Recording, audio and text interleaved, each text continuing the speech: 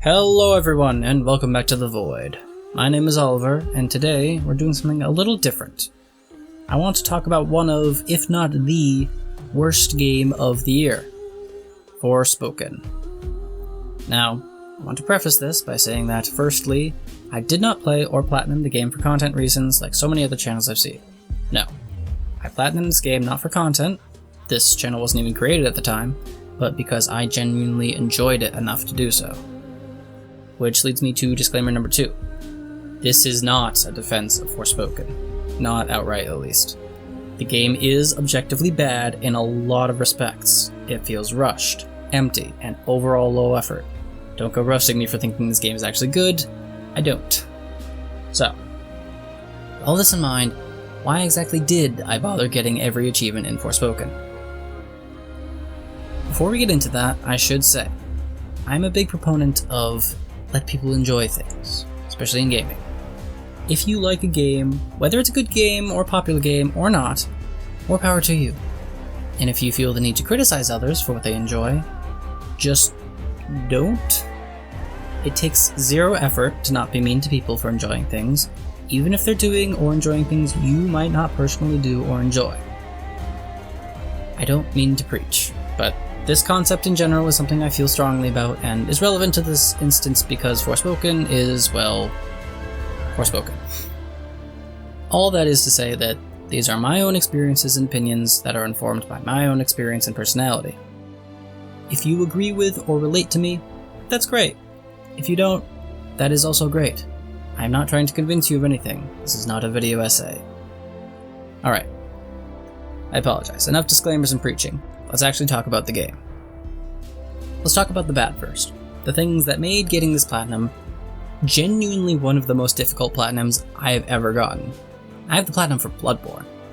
The difficulty of this one didn't come from endless hours of Chalice dungeon crawling or insanely tough bosses looking at you, defiled Amygdala, but from having to endure the story and, more importantly, the dialogue. Now, I'll be real. I know that the number one gripe with this game, for most people, is the banter between the main character Frey and her magic armband thing, Cuff. And while on one hand, I completely agree with that sentiment, and despise their banter most of the time, every now and then it did, admittedly, make me smile. But, as I said, for the most part, their banter, and just the dialogue in general between any two characters, was awful. Now, not to push up my glasses and say actually, but I'm an actor by training, and I could tell that these voice actors were not given anything to work with. Not only was the writing itself bad, but it seemed as though they were only ever given one take, and weren't ever in the same room as the people they were recording with, or recording at the same time. And that matters as an actor. In contrast, take a look at Horizon Forbidden West. One of the best games to come out recently, and one I very much enjoyed getting the platinum for. In some of the promos for Horizon, they showed Ashley Birch and Lance Reddick, rest in peace, doing motion capture and voice acting together in the same physical space. Would it have been easier and cheaper to just have them record separately and asynchronously in booths halfway across the world from each other? Yes, absolutely. Would Horizon still be such a masterpiece of storytelling if they did? Absolutely not. This is what happened to Forspoken. Things were done easier, and the game suffered for it. Not just in dialogue either. The story and world also seem to have been created as quickly and easily and honestly cheaply as possible. This is one of the things that genuinely upset me about the game because the story concept is solid. I won't spoil anything just in case any of you who do still want to play the game at some point, so I'll just say it has good themes, a solid concept, a twist that caught me off guard at least, and had great potential for the main character's arc. So what happened? I still can't really put my finger on it besides saying that the whole story feels somehow shallow. Like not enough time or good dialogue was put into developing it. This sucked especially because story is one of the main reasons I play games. I play a lot of the big PlayStation exclusives like Last of Us, Spider-Man, Horizon, and Ghost of Tsushima, specifically because they have great stories. So overall, this was my biggest disappointment with Forspoken, and made it a bit of a slog to get the platinum for it. But interacting with the world was much worse. The hub area, Sepal, is probably the worst hub area in any game ever. Not an exaggeration. It's bland to look at, it's incredibly empty for its size, and the sparse NPCs that do populate it are so flat and generic in their actions and expressions that they feel like cardboard cutouts put there as placeholders so you know there's supposed to be people living there. But honestly, the zombies in the open world are more expressive and interesting to interact with. And that's not even mentioning the actual player interactions with things in Sepal. I always dreaded going back to the hub because of how freakishly long it takes to interact with anything. Talking to someone to get a quest or interaction, well, first it freezes you in place, fades to black. Then the terrible stilted dialogue happens with big pauses between lines. Then another fade to black. Then back out to the normal third-person camera. Then a few extra seconds of being completely frozen, for no reason. Then you can play the game again. It was awful. I won't keep yammering about it and everything else I hated because I'm supposed to be talking about why I did platinum the game, but I just had to get all of that off my chest. So, without further ado, let's move on to the good.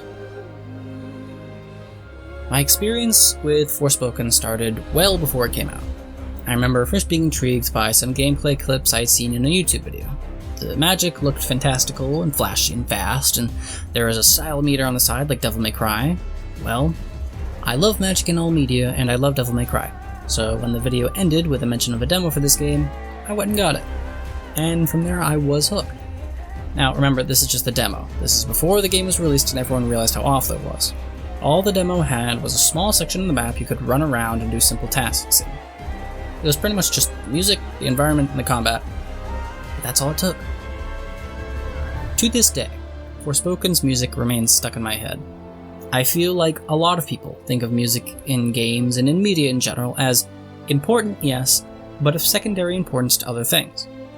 And while to a certain degree, and in certain instances, this is true, as a former musician I have to protest that sometimes music can be the most important thing in a piece of media. Take the Pirates of the Caribbean movies, for example. I would argue that without Hans Zimmer's immediately iconic score, they would only be great, yet at this point probably forgotten movies, instead of the cultural landmarks that they are. He's a Pirate is one of the most memorable film songs of all time. I bet if you've heard it, you can hum it in your head right now. And now I bet if you just hummed it, it'll be stuck in your head for the rest of the day. You're welcome. All of this is to say that music is very important, and Forspoken's music is genuinely good. I really like it. It's a few consistent motifs with unique orchestration that makes the world feel a bit more fantastical and atmospheric. And come on, it's co-written by Bear McCreary, who did the new God of War soundtracks among other excellent scores, and Gary Scheinman, who did the Shadow of Mordor game soundtracks, which, for those of you who haven't played them, also slap. So, the music contributes a lot to the general immersion of the world. But isn't Forspoken's world supposed to suck regardless? Aside from the dialogue, the biggest complaint I've heard, and it's a valid one, about Forspoken, is that its world is empty and boring. Now, this is where I'll get really roasted because I honestly liked the world of Athia. Now, this is very much a personal preference, but I grew up in an area with a lot of trees and hills, which means that there aren't a lot of wide open spaces or vast stretches of sky there. So as a result, one of my favorite things in video games are wide open spaces and vast stretches of sky. Forspoken delivers this. I really enjoyed just free running through empty fields, or across floating rocks, or surfing along a lake and just admiring the big, empty, yet fantastical world around me. Yes, games like Skyrim manage to evoke this same feeling while still having a bandit attack or dungeon crawl every 10 feet, but Skyrim is one of the best games ever made, and every open world game since has been trying to replicate its design, and they only sometimes get it right. Forspoken is not alone in having a flawed open world design, and for me, this flaw wasn't really that big a deal. I may be alone in that opinion, but that's okay. But ultimately, the world, the atmosphere, and the music weren't the main reason why I decided to get the platinum for Forspoken. At the end of the day, it really came down to the combat. The combat is why I picked up the game in the first place, on sale of course, I wasn't stupid enough to pay full price for it, and why I stuck with it. At first, when I was playing the demo, I thought the magic was cool but ultimately boring. Then I figured out how to chain spells together. Then I figured out how to switch between magic styles using the special switch spells. Then I figured out how to balance attack and support magic. Then I figured out how to fully charge spells instantly instead of sitting there waiting for them to build up power. And finally I discovered surge magic, which is basically your ultimate attack. And this was just in the demo, where you're given limited spells and only 2 of the 4 total magic styles. And of course, all of this learning also gave me the dopamine from getting my style meter higher and higher. So yeah, Forspoken's combat has some surprising depth, but it's also not incredibly difficult to get good at. I've seen a lot of people who play the game on YouTube who just spam a single button, and therefore a single spell, for all of their gameplay, and I think, no wonder you're not having fun. Can you beat the game that way? Totally. It's not a hard game. But you're doing yourself a disservice by writing off the combat and not exploring it at all. It was this fairly deep yet accessible combat system, coupled with some very creative and flashy spell animations, that convinced me to get the game after trying the demo, despite the plethora of negative reviews. And ultimately, it's what made me get the platinum for this game. I wanted to learn every spell and max them all out. I wanted to get really good at using them all and weaving them together. I wanted to feel like a total badass, smiting generic monsters everywhere I went. And what better way to do all of that than by running around the vast fantasy landscapes of Athia, listening to another McCreary masterpiece, and doing all of the little missions and chores required to get the platinum trophy. Will I ever play this game again? Probably not. Recording the footage for this video will likely be the last time I ever play Forspoken, and I'm totally okay with that. Would I recommend this game to anyone? Not really. Only if you're like me and are willing to look past its massive flaws and see the few good things about it. Do I regret buying it, playing it, or getting the platinum? No. I don't regret any of the time I spent with this game. I had fun a majority of the time. I got it on sale, and it's another nice platinum to add to my collection. But this is just one man's long-winded opinion. What do you think of the game? Did you play it? Did you play the demo? If you did play the game, did you like it or hate it? Let me know in the comments. Thank you everybody so much for watching. If you enjoyed my little ramble, or if you're just feeling kind, leave a like on this video, subscribe to the channel, all that jazz. I really appreciate it, and it really helps out. So, thanks again for watching, and I will see you all next time in the Void.